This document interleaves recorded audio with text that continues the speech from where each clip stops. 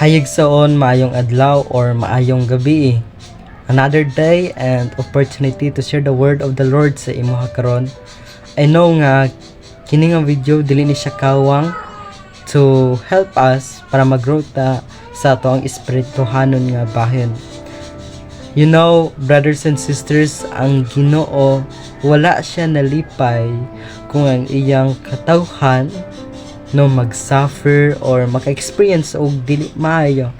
And ang Ginoo lain ang iyang ginabati kung nakita niya ang iyang katawhan naglisod-lisod, no?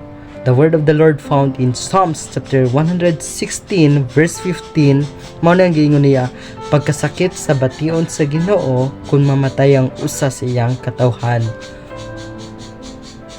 The word of the Lord naga-reflect ni siya about sa mga anak niya, which is kita, no? You know, brothers and sisters, if our life mawala ta ni ining kalibutan na ang Ginoo wala siya nalipay and naka-feel siya og kanang kasakit, it because part na ni sa iyahang kanang nature ang kanang maluluyon, no?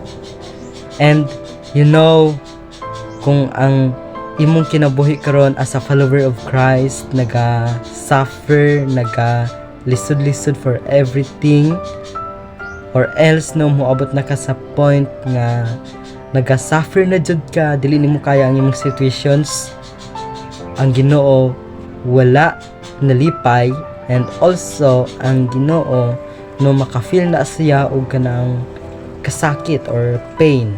That's why unsa gani ang usay nga ginabuhat sa Ginoo, if ang iyang anak naga-suffer or nagalisod sa mga balatian, mangita siya og kanang pamaagi automatically, no, para ma-survive ka sa imong situations.